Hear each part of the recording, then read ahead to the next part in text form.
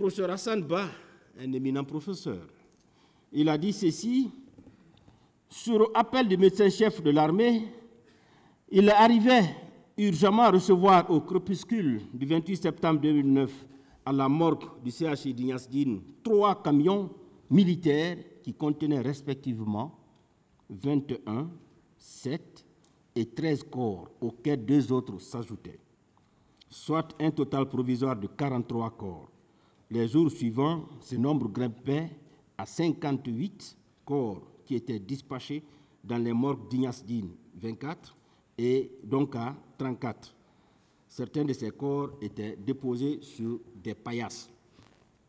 Il a ajouté que, nonobstant l'inexistence de réquisitions judiciaires, les examens médicaux légaux effectués sur les corps permettaient de comprendre que les victimes étaient décédées à l'aide d'armes à feu Kalachnikov, contondantes, piquantes et piquantes tranchantes, couteaux baïonnettes. Les corps portaient des orifices d'entrée et de sortie. Sur certains, des fractures étaient visibles au niveau des crânes, des nez et des thorax. 31 corps étaient restitués aux parents, 27 envoyés à l'esplanade de la mosquée, alors qu'on nous a fait comprendre que c'était 57. Le professeur dit que c'était 27 corps qui avaient été envoyés au niveau de l'esplanade de la mosquée Faisal, et à ce niveau, c'est seulement 2 qui avaient été restitués. Et les 25 autres, on est allé les enfouir dans un charnier au cimetière du Cameroun. On n'a pas eu la chance de faire le transport judiciaire, mais ce qui est évident, ces 25-là ont été enfouis là-bas sous instruction des militaires, bien sûr. Aussi, Monsieur le Président, il dit que les 54 corps qui étaient remis au colonel Chérif Diaby, dont le journal Valentin Haba faisait état sur instruction du journal Toto, n'étaient nullement arrivés dans les morgues de Donka et d'Ignace Dine. Le professeur Hassan dit que les 54 corps ne sont jamais arrivés ni à Donka ni à Ignace Dine. Donc, seul Chérif Diaby sait où il a envoyé ces 54 corps-là. Aussi, Monsieur le Président, honorables assesseurs, les militaires étaient effectivement au niveau des 2 morgues jusqu'au jour de la restitution des corps. Vous savez, beaucoup de victimes sont venues ici pour nous dire que quand elles sont allées pour retrouver les corps de leurs parents, les morgues étaient quadrillées. Il y avait des verrous rouges qui étaient là, qui empêchaient l'accès. Un médecin a expliqué ici par quel mécanisme il a réussi à arborer la blouse étant médecin pour avoir accès à l'intérieur. Et ce qu'il a vu, c'était vraiment de l'abomination. C'était insupportable, Monsieur le Président. Donc, il est évident que les jours qui ont suivi les massacres, les morgues étaient prises d'assaut. Ces morgues-là étaient quadrillées par les bérets rouges qui refusaient tout accès. Aussi, Monsieur le Président, Dr Fatou Sike Kamara est passée ici. Elle était la directrice de l'hôpital national d'Onka au moment des faits. Elle a dit que les militaires avaient effectivement eu accès à l'enceinte de l'hôpital et de la pharmacie, où ils perpétraient des actes de violence au point de vouloir empêcher les médecins de faire leur travail, qui finalement les refoulaient. La vie de la pharmacie était fissurée. Aussi, professeur Namori Keita, un grand professeur aussi, il est passé ici, il a dit ceci: plusieurs blessés, dont les femmes victimes de viols et autres formes graves d'agression sexuelle, avaient été effectivement pris en charge au CHU de Donka le 28 septembre 2009 et jours suivants. Des débris de bois étaient retrouvés dans les vagins de certaines d'entre elles, attestant ainsi l'utilisation par les militaires des baïonnettes et des morceaux de bois dans leur partie intime dont elles avaient fait état. D'autres subissaient des viols collectifs. Le professeur Namouré est passé ici, il a donné ces explications-là. Et il a ajouté, le stade était fermé alors que les victimes se trouvaient à l'intérieur. Les antigangs étaient arrêtés à la porte. Les médecins avaient été empêchés d'y accéder. Il a ajouté que les bérets rouges rencontrés dans le quartier Landrea affirmaient aux médecins: de toutes les façons, ceux qui sont responsables de cette situation payeront et nous ne nous laisserons pas faire. Les militaires investissaient l'enceinte de l'hôpital Donka et y lançaient de la grenade lacrymogène. La pharmacie n'avait pas été épargnée. Une des victimes de viol avait subi une triple sanction. Hier, maître Alimatou en a fait cas. Cette victime-là, elle avait fait le baccalauréat. Elle n'a pas eu le bac. Elle a été atteinte par la maladie, le VIH-Sida. Elle a été violée, Monsieur le Président. Et lorsqu'elle a quitté l'hôpital, elle n'a plus eu le courage de revenir. Une fille de 17 ans dont l'avenir a été complètement hypothéqué. Monsieur le Président, il poursuit en disant « Ce qui était arrivé n'avait aucun sens, aucune explication. » Professeur Namori Keita n'a trouvé aucune explication par rapport aux atrocités qui ont été commises au stade. Il dit qu'en tout cas, lui, il ne comprend pas. Ça ne devrait pas arriver en principe. Et il dit enfin qu'il y avait des blessés graves et certains étaient étalés à même le sol à l'hôpital. Monsieur le Président, M. Magnan Sidibé aussi est passé ici. L'actuel directeur de l'OGP. Il a dit ceci. Feu Jean-Marie Doré disait lors d'une émission à la radio Planète FM que le colonel Kebro était l'un des éléments importants des massacres du 28 septembre 2009. 3 camions contenaient des corps.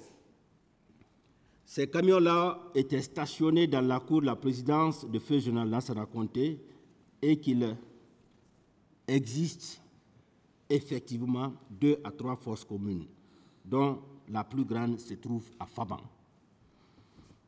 Il a dit également que l'accusé d'Addis refusait que les corps soient envoyés dans l'enceinte du camp Alfaya Diallo pour ne pas qu'ils soient vus par les personnes qui y étaient fréquentes.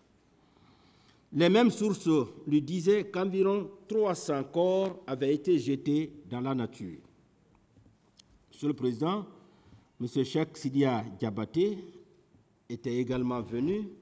Il a dit ceci: à mon arrivée au camp Samori Touré, les agents me disaient que 2 camions bâchés remplis de cadavres étaient stationnés dans la cour de la résidence de feu général Lansana Conté. Il partait lui-même vérifier dans l'un d'eux et apercevait effectivement les corps entreposés. Certaines personnes parlaient de 5 camions. Il ajoutait également que les 3 agents que lui l'avait dépêchés au stade lui disaient avoir vu 2 à 3 personnes tombées et que c'était des militaires détenant des Kalachnikov qui s'y étaient rendus. Et il finissait en disant qu'il apprenait qu'il y avait des charniers à Faban, à Cameroun et ailleurs.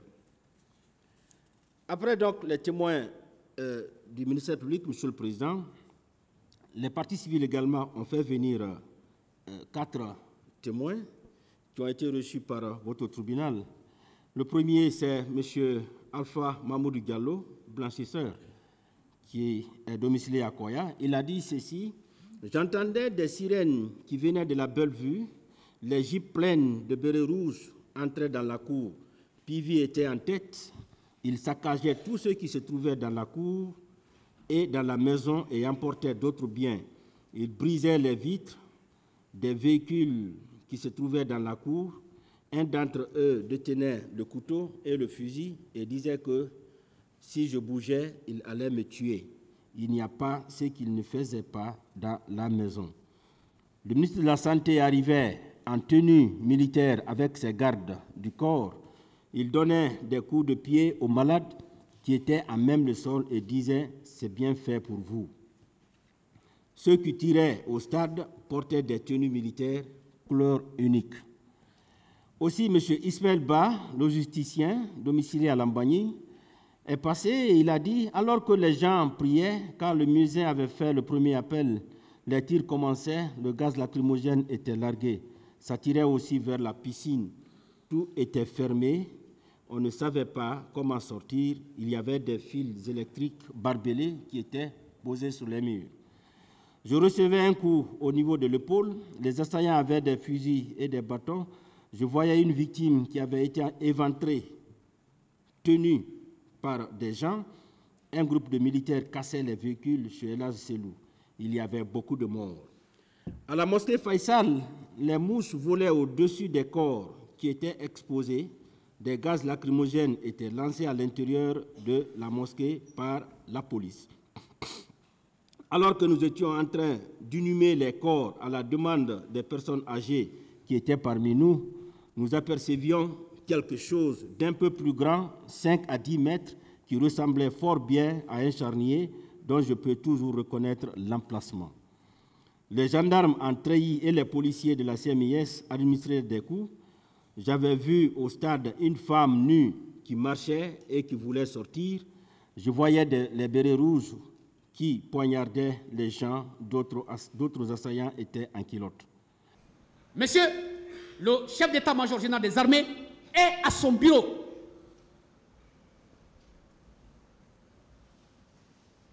Il dit qu'on lui a parlé de 157 corps. Je lui ai demandé, mais qui est allé vous dire dans votre bureau que c'est 157 corps qui se trouvent dans les camions?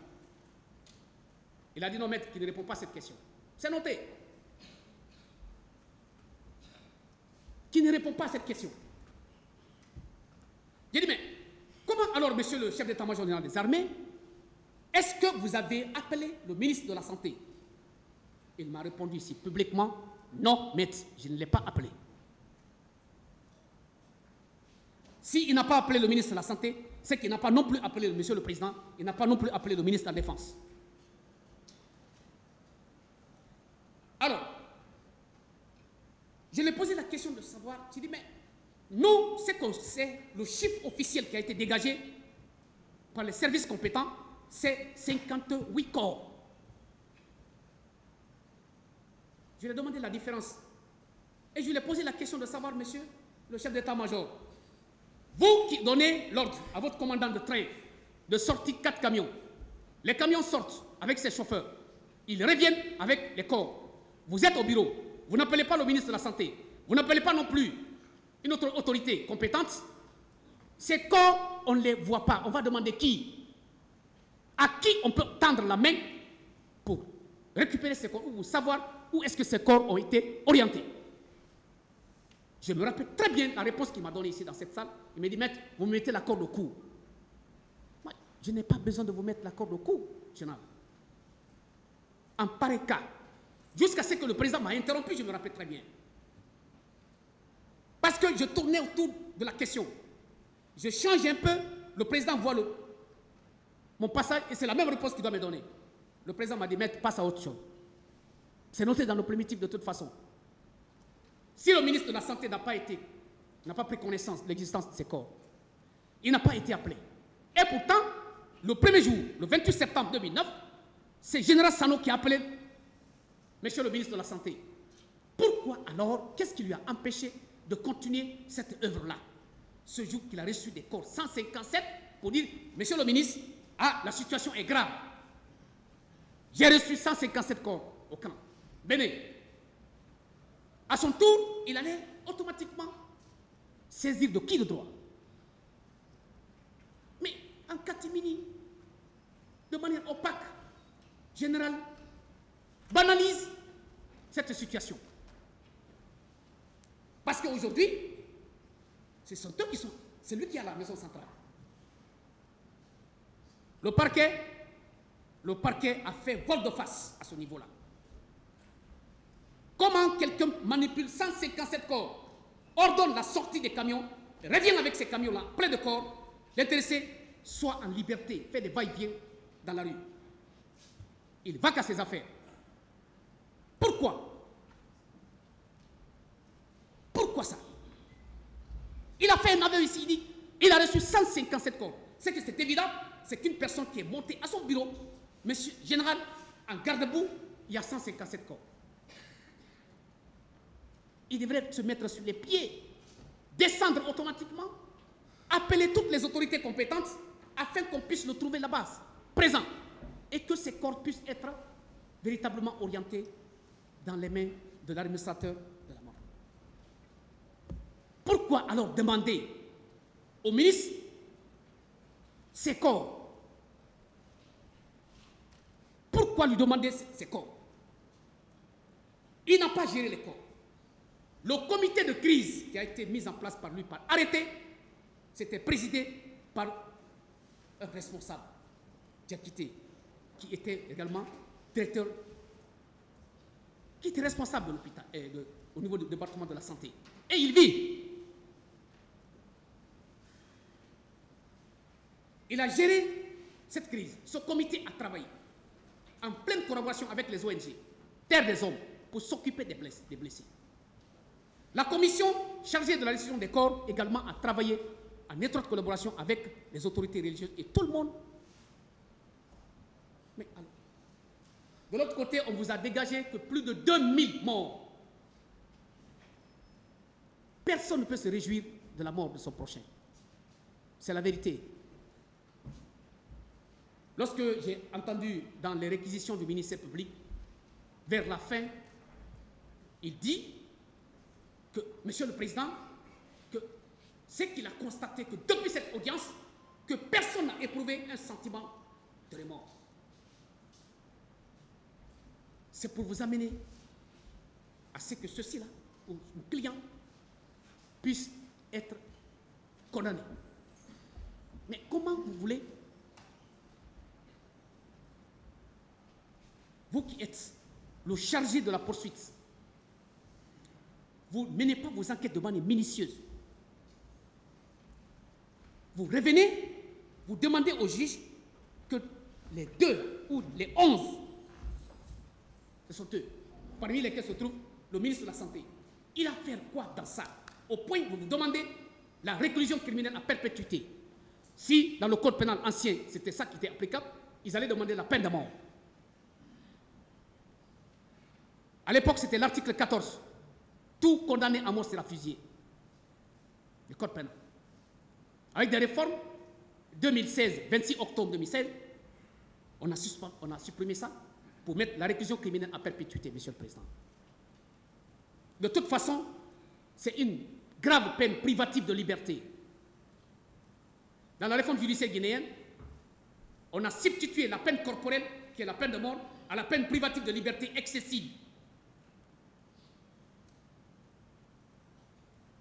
Monsieur le Président, soyez très prudent. Soyez très prudent. Ce pays,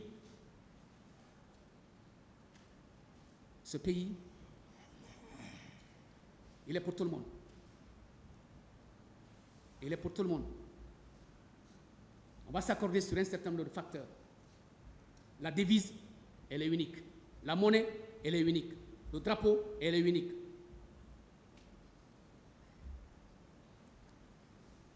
L'armée, c'est une seule. Faisons attention. Il faut éviter de condamner un innocent. Il faut éviter de condamner un innocent. Mieux vaut libérer des coupables que de condamner un innocent.